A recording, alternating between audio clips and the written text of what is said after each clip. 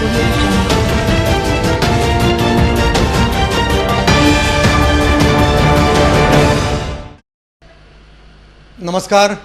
प्रजासेवा news चॅनलमध्ये आपले सर्वांचे हार्दिक स्वागत। सध्या सोलापूर जिल्ह्यामध्ये नव्हे राज्यामध्ये जिल्हा परिषद पंचायत समिती निवडणुकीचं वारं वाहते आणि अशा परिस्थितीमध्ये सगळीकडे गुप्त बैठक, प्रचार, गाठीभेटीला वेग आलेला आहे। अनेक उमेदवारांनी उमेदवारी अर्ज दाखल केलेत। विजयाचा गुलाल कोण उधळणार हे 7 तारखेला आपल्याला लक्षात येईलच, परंतु त्याच धर्तीवर कामती बुद्रुक, मोहोळ तालुक्यातील कामती बुद्रुक मतदारसंघ हा प्रत्येक वेळी चर्चेचा विषय असतो आणि इथली लढत लक्षवेधी असते। त्याच गणातून आणि त्याच गटातून कामती बुद्रुक गटातून जिल्हा परिषदेच्या एक भारतीय जनता पार्टीकडून खताळ या उमेदवार म्हणून त्यांना निवडणूक लढवत आहेत।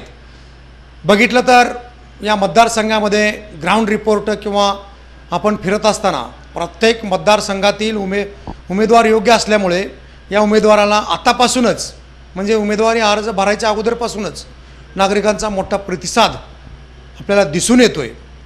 त्याच धर्तीवर तानाजीराजे अण्णा यांचे खताळ परिवाराचं फार मोठं कार्य या भागात मतदान असू द्या नसू द्या प्रत्येक वेळी मदतीला धावून येणारे, निराधार गोरगरिबांना मदत करणारे कुटुंब असल्यामुळे प्रचंड मोठा प्रतिसाद मिळणं साहजिकच आहे। आणि तोच वारसा घेऊन एक तरुण युवकांचे आशास्थान म्हणून ज्यांचं नाव निर्माण झालं कमी वयात तानाजीराजेनंतर अण्णांनंतर वारसा घेऊन उभे आहेत राजकारण समाजकारणाचा, असे अक्षयदादा खताळ हे आपल्याशी थेट जोडले गेले आहेत। आपण त्यांना पहिला प्रश्न विचारूया, या कामती बुद्रुक मतदारसंघामध्ये आपल्याला आता सध्या कसा प्रतिसाद मिळतोय? आता आम्ही कामती बुद्रुक मतदारसंघ गटाच्या जिल्हा परिषद गटामध्ये आम्ही फिरत आहे। सध्या आम्हाला प्रचंड असा जनतेचा उत्साह दिसून येत आहे, चांगला प्रतिसाद मिळत आहे आम्हाला आणि त्यांचा प्रतिसाद बघून आम्ही केलेल्या कामाची पोचपावती आम्हाला भेटत आहे। आजपर्यंत केलेल्या कामाची पोचपावती आम्हाला भेटत आहे। आजपर्यंत बरेच उमेदवार येतात आणि जातात आणि पुन्हा काहीच बघत नाहीत, परंतु लांबोटी म्हणलं तर लांबोटी चिवडा आणि खताळ यांच्यामुळं हा गाव किंवा या तालुक्याची ओळख निर्माण झालेली आहे। 2005मध्ये अक्षयदादा लहान असतील त्यावेळेस जी छावणी चालली होती त्या छावणीच्या माध्यमातून सुद्धा प्रचंड मोठं या शेतकऱ्यांना योगदान मिळालेलं आहे आणि अशा परिस्थितीमध्ये आज ही उमेदवारी आहे। मग निश्चितपणे या भागाची जनता उपकार विसरणार नाही, परंतु आपल्यासमोर जे काही अपप्रचार होत असतो निवडणुकीमध्ये यालासुद्धा आपण कसं तोंड देणार किंवा आपली प्रचार यंत्रणा कशा असेल? माझ्या बाबतीत जर विचार करायचा गेला किंवा आमच्या खताळ परिवाराच्या बाबतीत जर विचार करायचा गेला, अपप्रचार करायची कोणतीही वेळच नाही आहे किंवा कुठलेही असं आम्ही केलेलंच नाही की त्याचा अपप्रचार होईल। त्यामुळं मला आहे ना त्या गोष्टीबद्दल मला काही काळजी नाही, त्यामुळं आहे ना अपप्रचार काय होणारच नाही। अगदी बरोबर आहे। काम केल्यामुळे प्रचंड मोठे लोकांचा जनसंपर्क असल्यामुळे आम्हाला कुठलीही काही प्रचार झाला तरी निश्चितपणे आम्हाला कुठली काळजी नाही, असंही अक्षयदादांचं मत आहे। दादा, आपण आता 2-4 दिवसामध्ये फिरत असताना अजून प्रचारासाठी वेळ आहे, तरी आपल्याला या जनतेनं किंवा या मतदारांकडे पाहिल्यानंतर 100% विजयाचा गुलाल विजय होणार असं आत्मविश्वास?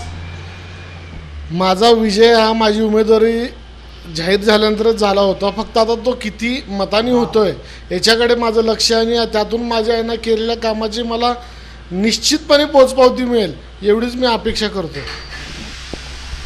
उमेदवारी मिळाली त्याच दिवशी विजय झाला, कारण आता फक्त किती मताधिक्याने येणार एवढाच प्रश्न उरलेला आहे असं या अक्षयदादाचं मत आहे।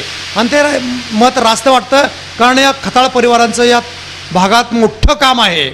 गोटेवाडी असू द्या, मुंडेवाडी किंवा इतर जे गाव आहेत, सावळेश्वर, अशा प्रत्येक गावामधील कार्यकर्ता सध्या आपल्याशी थेट जोडला गेला असेल। त्या कार्यकर्त्यांच्या माध्यमातून किंवा सामान्य जनता, त्याचबरोबर आता आपलं भाजपामधून उमेदवार असल्यामुळे लाडक्या बहिणींचा सुद्धा आपल्याला फुल पाठिंबा मिळत असेल।